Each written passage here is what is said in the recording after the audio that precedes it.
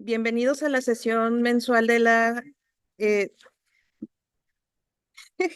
perdón, bienvenidos a la sesión mensual de Medicina de Emergencias de Nuevo León. Nos acompaña hoy el doctor Asdrúbal Guevara. Él es jefe de emergencias del Hospital Universitario y es cirujano, especialista en trasplante de órganos y tejidos. Doctor, muchísimas gracias. Gracias.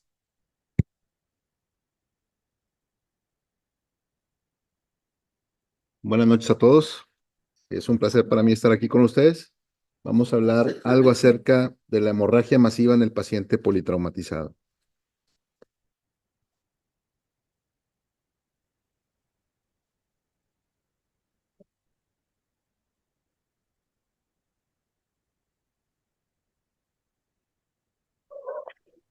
Pues todos los que hemos estado en el departamento de emergencias prácticamente de cualquier hospital, pues estamos acostumbrados a ver este tipo de casos. Son eventos muy desafortunados, eventos catastróficos donde el conocimiento, la destreza, el equipamiento, pues son necesarios para obtener los mejores resultados. El hospital universitario, pues es la casa de donde vengo a hablar, pues recibimos cotidianamente este tipo de pacientes, ¿no? Pacientes que son heridos en las locomotoras, heridos por arma de fuego, politraumatismos mayores, amputaciones. Y bueno, creo que todos estamos acostumbrados a ver este tipo de pacientes en las áreas de urgencias de nuestros hospitales. Algo que le comento a los residentes y me tomo el momento para hablar de esta fotografía es hasta dónde actuar, ¿verdad? No vamos a hacer todo lo posible para salvar a nuestros pacientes, pero también debemos de tener las limitaciones y cuándo decir hasta aquí es el momento para actuar. Aquí se modificó un poquito la diapositiva, disculpen en el momento de cambiar la computadora. Dice la Organización Mundial de la Salud que en el 2023 las enfermedades infectocontagiosas de las más importantes como es el SIDA y la tuberculosis representan aproximadamente 1.800.000 muertes en un año. Si lo comparamos con el trauma ya actualmente pues está dentro de las primeras 4 causas de muerte en las primeras 4 décadas de la vida, pues ya superamos por casi el doble este tipo de lesiones. Y aún así vemos la falta de importancia o la falta de empatía que tienen los gobiernos, pues para darle seguimiento a este tipo de cosas. Por ejemplo, hablando del SIDA, pues tenemos el Día Nacional, el Día Mundial del SIDA, la Semana Mundial del SIDA en algunos países, pero de trauma casi no se habla y el trauma ya supera por mucho la mortalidad en estos padecimientos. Dice la Organización Mundial de la Salud que cada 5 segundos fallece una persona en el mundo a causa de un traumatismo. En esta estadística mencionamos 5.2 millones, pero bueno, aquí hablamos ya de otro tipo de pacientes que se agregan, ahogamientos, envenenamientos, etcétera. Pero aún así, pues supera prácticamente a todas las patologías infecciosas. Y bueno, ¿qué dice en México la Organización Panamericana de la Salud? ¿De qué nos morimos los mexicanos en la última década? Pues principalmente enfermedades de isquemia al corazón y diabetes mellitus, como al igual que en el resto del mundo, pero podemos ver que violencia interpersonal, que es la causa número 5, y lesiones automovilísticas, la número 10, si la sumamos, pues ya estamos hablando prácticamente de las primeras 4 causas o las primeras 3 causas de función en este grupo etario. A pesar de los esfuerzos de diferentes organizaciones y diferentes países, pues aún no nos ponemos de acuerdo de qué es una hemorragia masiva, qué es lo que podríamos definir. La verdad es que la definición de hemorragia masiva es arbitraria y de escaso valor clínico. Sin embargo, bueno, algunas de las opciones entre las más habituales que se encuentran para poder definirlas, tenemos que puede ser una pérdida sanguínea superior a 150 mil ¿Cómo te está yendo? por más de 10 minutos, una pérdida de un volumen sanguíneo en 24 horas. Un volumen sanguíneo lo calculamos aproximadamente ¿Qué no se oye? siete- el 7% del peso corporal. Una hemorragia mayor que precisa la transfusión de 4 concentrados de Matías en 1 hora, o la pérdida del 50% de la volemia en 3 horas. También hay hemorragias mayores que amenazan la vida. Por ejemplo, si tenemos pacientes de bajo peso o de escaso tamaño, pues una hemorragia, por muy pequeña que sea, puede poner en peligro su vida y ameritar una transfusión de urgencia. También la definición de transfusión masiva pues tiene algunas limitantes. En adultos, la transfusión masiva puede ser definida como la transfusión de la mitad de un volumen sanguíneo en 4 horas o más de un volumen sanguíneo en 24 horas. Para poderlo cuantificar y comparar, la definición más ampliamente conocida es la administración de al menos 10 unidades de concentrados de Matías en las 24 horas que siguen al tratamiento. Desde el 2008, el Colegio Americano de Cirujanos creó esta escala que tiene una gran utilidad clínica. Ahorita vamos a hablar de algunas de las limitantes que tiene. Es una escala que es fácilmente reproducible, que no amerita ningún examen de laboratorio y que es clínica. Y podemos hablar de los 4 grados de choque: grado 1, grado 2, grado 3 y grado 4. El grado 1 es el equivalente a una donación de sangre, a un volumen urinario en la cual no hay alteraciones en los signos vitales. Es una pérdida de volumen de hasta el 15%. El grado 2 del 15 al 30% y grado 4 más del 40%. ¿Por qué es útil? Bueno, podemos calcular rápidamente el tipo de choque que presenta nuestro paciente y podemos adelantarnos para podernos preparar para un paciente, para un tratamiento quirúrgico o para una transfusión de urgencia. La limitante que tiene esta escala, que no se ha hablado de más de 20 años, es la restitución que tiene, la restitución de 3-1. Por cada 100 cc de sangre perdida, pues lo teníamos que restituir con el triple de soluciones cristaloides. Y vamos a ver que esto en los últimos años ha cambiado.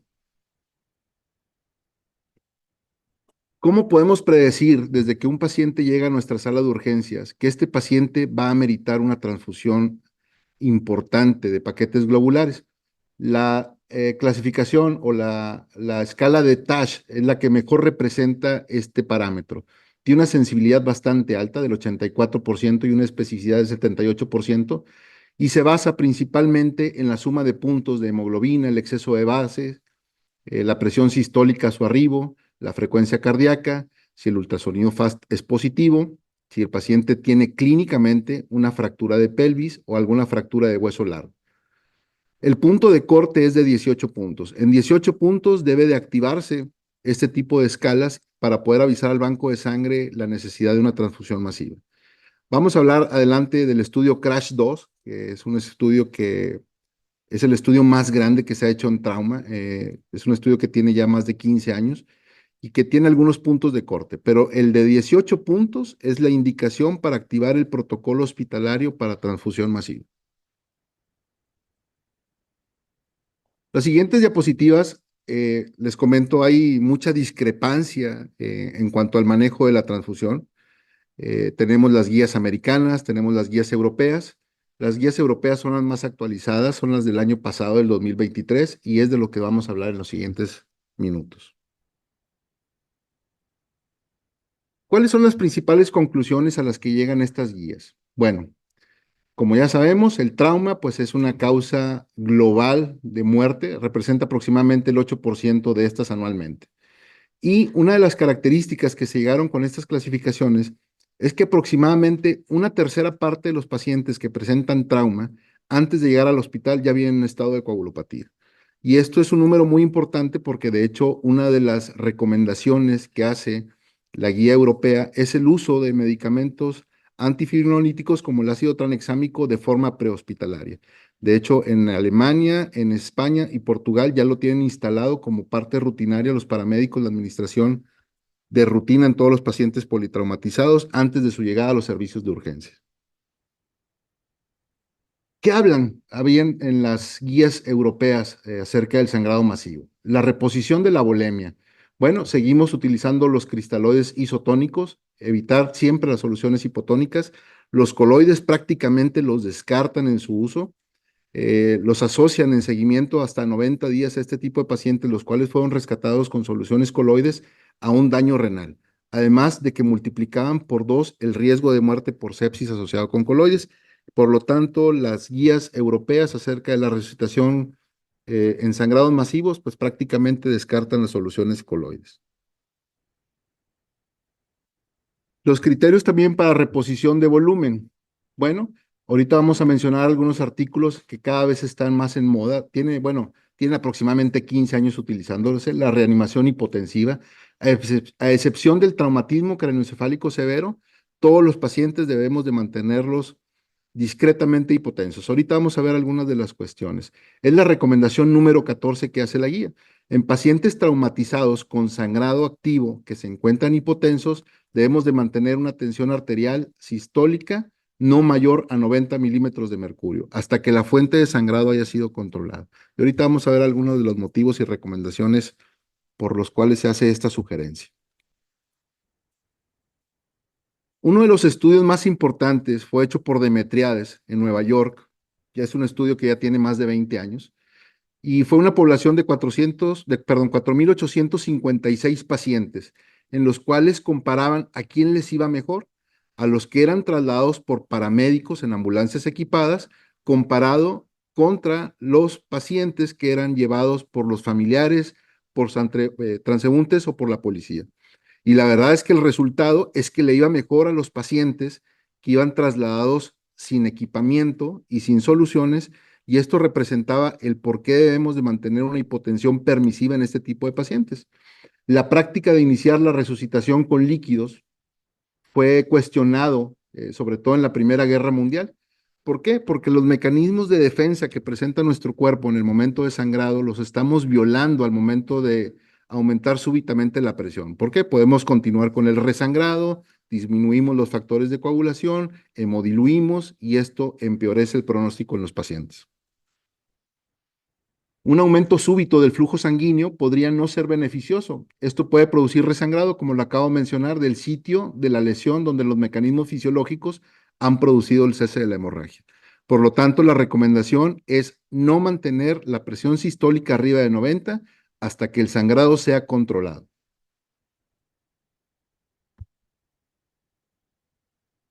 ¿Cómo monitorizar la volemia? La verdad es que todavía seguimos en muchos hospitales. Lo veo en el hospital en donde estoy, es un hospital de enseñanza donde tenemos residentes de diferentes especialidades, pues que la presión venosa central todavía se utilizaba como monitoreo para la volemia. La verdad es que tiene muy escaso valor predictivo, no debería de utilizarse. La presión capilar pulmonar, que se puso tan en moda hace algunos 10 años, también ya ha sido descartada. El gol estándar recomendado es la determinación continua del gasto cardíaco. La forma práctica de hacerlo, pues es con un ecocardiograma que se puede hacer en la cama del paciente y los parámetros buscados son la variación del volumen sistólico y la variación de la presión del pulso. ¿Qué determinaciones de laboratorio son las más útiles para la hemorragia masiva?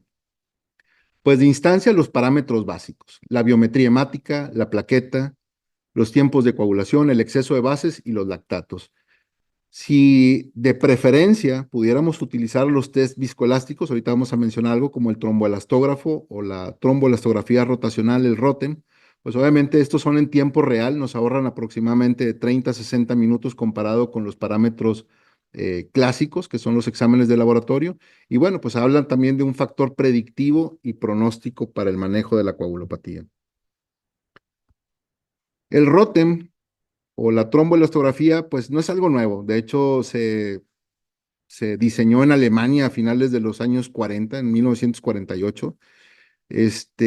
Posteriormente fue abandonado durante casi 30 años y fue retomado en Estados Unidos por algunos ginecobstetras para la presencia de sangrados masivos de origen obstétrico. Y lo que, como su nombre dice, la tromboelastografía, pues es una medición en tiempo real de los diferentes apartados del sistema de coagulación. ¿En qué consiste la tromboelastografía? Desafortunadamente, pues no todos los hospitales tienen el tromboelastógrafo. Nosotros en el hospital universitario lo tenemos, pero la verdad es que batallamos mucho con los insumos y generalmente lo tienen reservado nada más para cirugía cardíaca o para cirugía de trasplantes. En el área de urgencias, pues desearíamos tener un tromboelastógrafo. Bueno, ¿en qué consiste el tromboelastógrafo?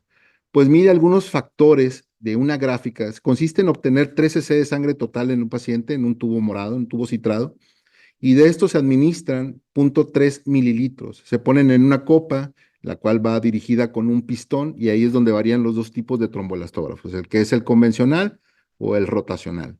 En el convencional, la copa es la que está girando sobre el pistón y va midiendo la adhesividad que tiene el coágulo. Y el otro, el rotacional, pues el que está rotando es el pistón. Son las diferencias. ¿Y cuáles son los parámetros que mide? Pues nos mide la R y la K. La R, que está en alemán, es Reaction, es el tiempo que tarda en unirse en las primeras vías intrínsecas de la coagulación. Sirve para medir los factores 8 y 12 principalmente. La K es propiamente la coagulación. Estos tiempos, la primera parte del tromboelastógrafo se mide en minutos. Para la R, los valores normales son de 1 a 4 minutos y para la K, la coagulación, de 4 a 6 minutos aproximadamente. Después tenemos la medición del ángulo alfa, que consiste en el brazo ascendente de la R con la rama descendente de la K. Aquí vamos a medir ya la vía intrínseca de la coagulación, principalmente el fibrinógeno y las plaquetas. Un ángulo alfa elevado, arriba de 70, los valores normales son de 47 a 74 grados. Un ángulo elevado, pues habla de mayor coagulabilidad, perdón, y un ángulo reducido, una disminución. Aquí podríamos ver el uso de algunos medicamentos o la deficiencia de algunos factores. La amplitud máxima, que es la que nos mide ya la distensión del coágulo y el tiempo de lisis, y aquí medimos la fibrinolisis. Algunos ejemplos para ver qué consiste la tromboelastografía, pues tenemos estos patrones. Por ejemplo, tenemos el A es normal, tenemos una R y una K de características normales, con una amplitud máxima, y un ángulo alfa entre 47 y 74 grados. Una prolongada, por ejemplo, tenemos la R y la K prolongadas, pues nos habla de la deficiencia de los factores de coagulación o el uso de algún anticoagulante también podría estar aquí.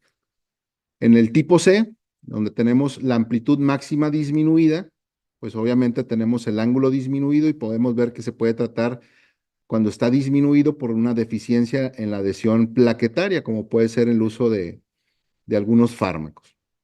El AD es una fibrinolisis en la cual encontramos una R y una K prolongadas, un ángulo elevado con una amplitud máxima disminuida. Y eso es así más o menos como se leen las tromboelastografías. La verdad es que es de práctica.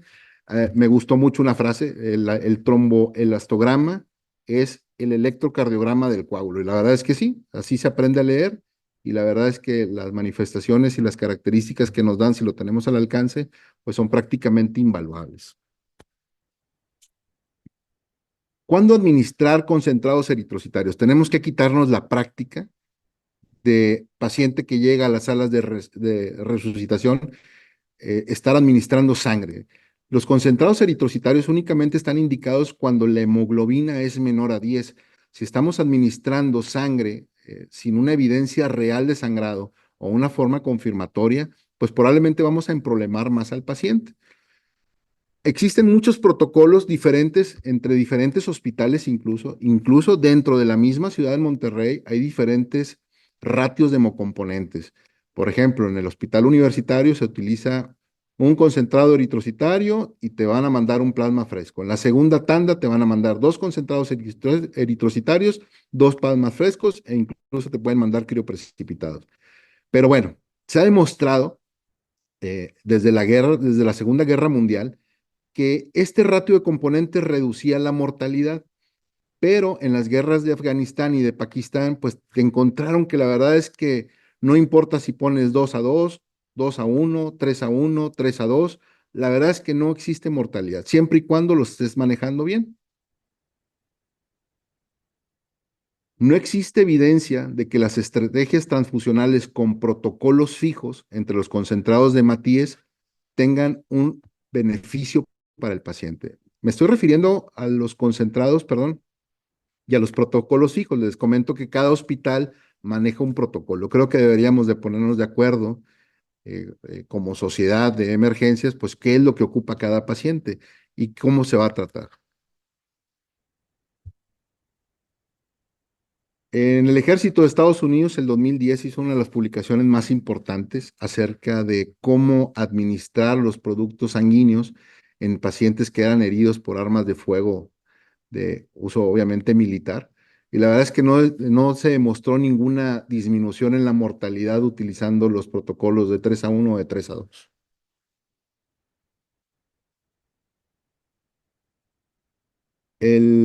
Aquí me faltó, aquí venía el plasma fresco, es el gol estándar del tratamiento de la coagulopatía.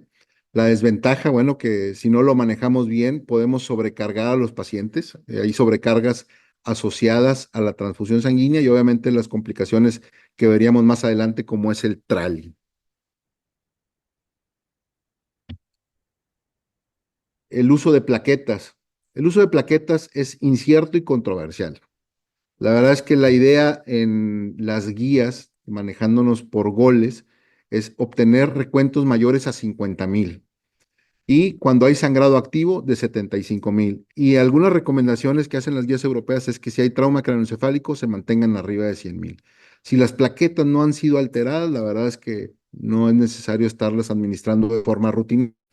Y algo que obviamente todos conocemos es que la administración de plaquetas debe ser posterior a la transfusión de los concentrados eritrocitarios y la del plasma fresco para mejorar la eficacia.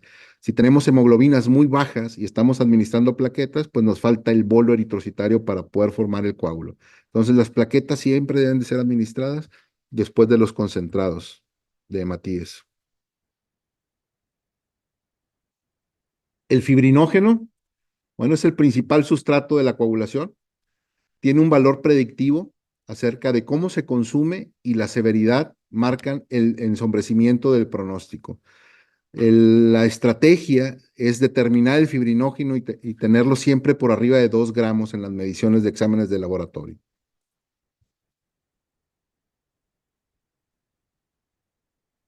La triada mortal, yo cuando era residente era la triada mortal, desde el 2014 se empezó a utilizar el término de pentada.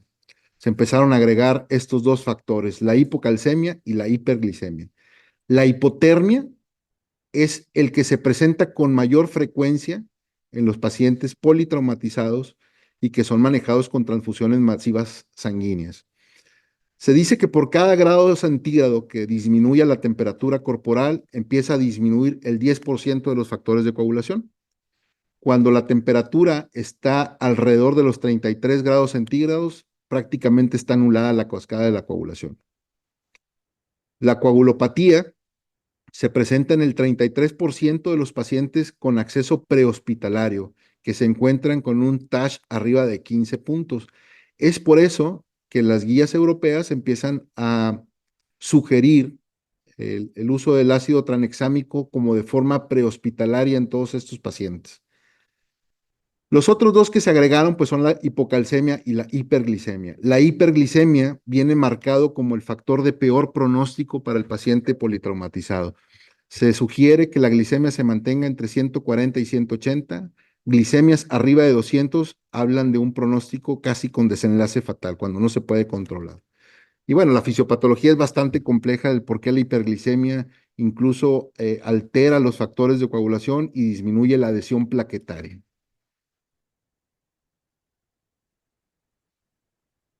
Esta tabla se me hizo muy importante, el por qué ponerla. Creo que en las primeras partes donde viene oxigenación tisular, metabolismo de la glucosa, metabolismo del calcio, equilibrio ácido-base y temperatura corporal, creo que no tenemos casi nadie problema en el manejo en la sala de urgencias. Esto es lo más sencillo de hacer, prácticamente lo podemos hacer todos. El problema es en la hemostasia cuando tenemos un sangrado masivo. ¿Por qué? Porque tenemos que valorar con las pruebas clínicas, las pruebas de laboratorio clásicas, que son los tiempos de coagulación, el INR, el fibrinógeno, etcétera, o las pruebas viscoelásticas de preferencia, pues no todos tenemos tromboelastógrafo disponible las 24 horas. La recomendación es siempre de uso temprano, antes de las 3 horas posteriores al evento del uso del ácido tranexámico. Lo utilizamos de 2 formas, en bolo y en infusión. Y bueno, el manejo temprano de los plasmas frescos. Creo que los problemas van a empezar en este momento. El poder corregir la hipofibrogenemia, la generación de trombina alterada, la disfunción plaquetaria y la trombocitopenia.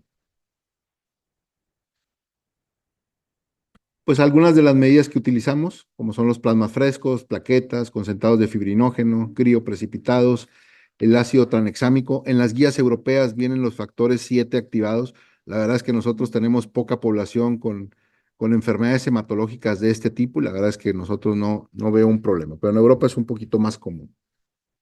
La recomendación es siempre evitar la acidosis y la hipotermia. Son las primeras que se presentan y son las que nos van a desencadenar con peor pronóstico, perdón. evitar disminuciones excesivas del hematocrito y normalizar el calcio en caso de hipocalcemia. Esta pirámide, aquí me da pena decirlo yo como cirujano, pero no importan los esfuerzos que haga el anestesiólogo o el urgenciólogo. Si no se corrige detener el sangrado, todo lo que hagamos no tiene ningún sentido. El pronóstico va a estar determinado por la fisiopatología y lo que desencadenó el estado de choque en este paciente. Después de que ha sido identificado y que se está abordando, ya podríamos mencionar algunas, desde la compresión directa, el uso de clamps, hasta cosas más severas como, no sé, el Reboa, que son los balones de contrapulsación aórtica para detener sangrados. La verdad es que es algo difícil acceder en nuestros sistemas hospitalarios, pero bueno, si no avanzamos de la base de la pirámide, que es detener el sangrado, nada de lo que sigue hacia adelante va a servir. Después de que conseguimos detener el sangrado o que estamos en vías de eso, pues tenemos que mejorar las condiciones hemostáticas de los pacientes. ¿Cómo? Pues mantener una temperatura corporal arriba de 35, un pH arriba de 7.2, el calcio iónico pues arriba de más de 1 milimol y una hemoglobina alrededor de 8. En este momento, averiguar si los pacientes tienen el uso de alguno de estos fármacos que nos pueden interferir en la cascada de la coagulación, y si es así, pues revertirlos lo más rápido posible. Disminuir la hiperfibrinólisis desde el inicio, antes de las primeras 3 horas, el uso de ácido tranexámico, utilizamos un bolo en gramo diluido en 100 cc de solución fisiológica, administrarlo para 10 minutos y posteriormente una infusión para 8 horas de otro gramo. Corregir el déficit de fibrinógeno, que tenemos los concentrados de plasma fresco o los crioprecipitados. Un crioprecipitado pues tiene 30 veces más que el plasma fresco. Defectos en la generación de trombina, las trombocitopenias y bueno, por último, corregir específicamente algunos factores de coagulación en específico. El ácido tranexámico, bueno, pues obviamente tiene ya su lugar muy bien ganado en algunos procedimientos. Por ejemplo, en cirugía cardiovascular tiene una evidencia de 1A de su uso. En trasplante hepático, yo lo conocí el ácido tranexámico por haciendo el trasplante hepático en el hospital universitario, también tiene evidencia de 1A. Y en la hemorragia obstétrica, obviamente que es donde se empezó a utilizar también, tiene más que una evidencia. El estudio CRASH 2, que es probablemente el estudio más grande acerca de pacientes politraumatizados, pues habló acerca del uso del ácido tranexámico comparado contra placebo. A las conclusiones que llega el estudio, donde había más de 24,000 pacientes en cerca de 12 países, pues habló que el uso temprano del ácido tranexámico reduce de manera segura la mortalidad en un 32% si se administra dentro de la primera hora y un 21% si se administra después de las primeras 3 horas del evento. Además, bueno, pues su relación costo-efectivo es bastante al disminuir la cantidad de sangre utilizada en los pacientes. La forma en que lo utilizamos nosotros es un gramo diluido en 100 cc de solución fisiológica para administrarse en 10 minutos. Esto es si lo tenemos dentro de las primeras 3 horas. Y posteriormente, un gramo en infusión para las siguientes 8 horas.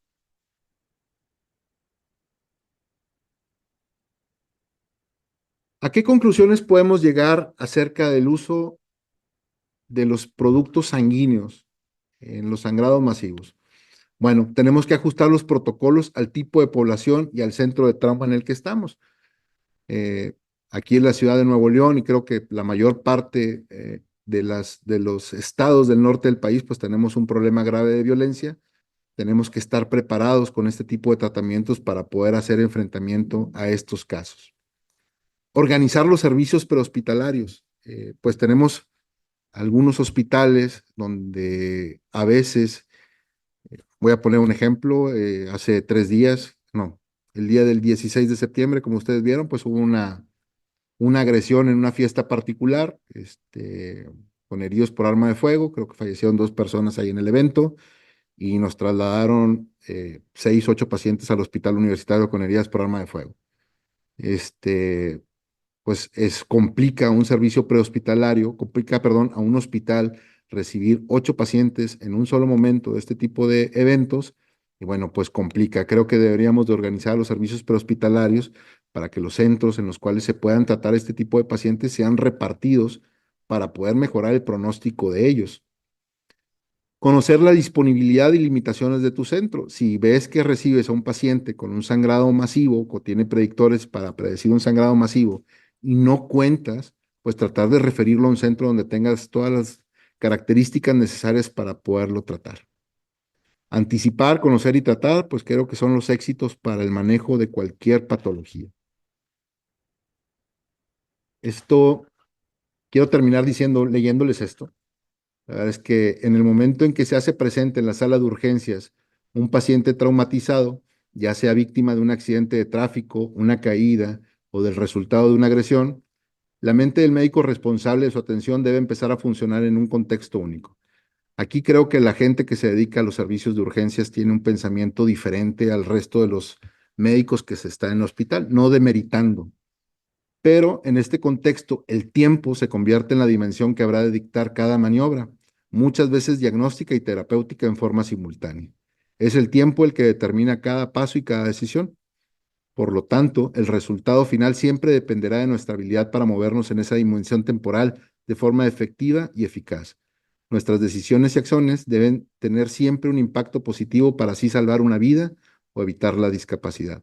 De no ser así, estos momentos iniciales y críticos pueden afectar el resultado final de nuestros pacientes de forma irreversible. Creo que la gente que está en las salas de urgencias tiene una tolerancia y una capacidad para reaccionar al estrés diferente al resto de los médicos. Aquí las decisiones se tienen que tomar al momento.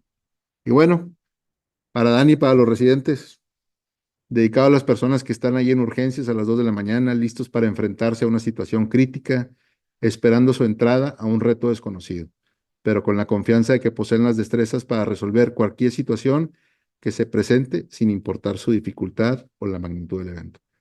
Y esto me refiero a las personas que están ahí, enfermeros, camilleros, trabajo social, etcétera, que son los que están listos para actuar en el momento necesario.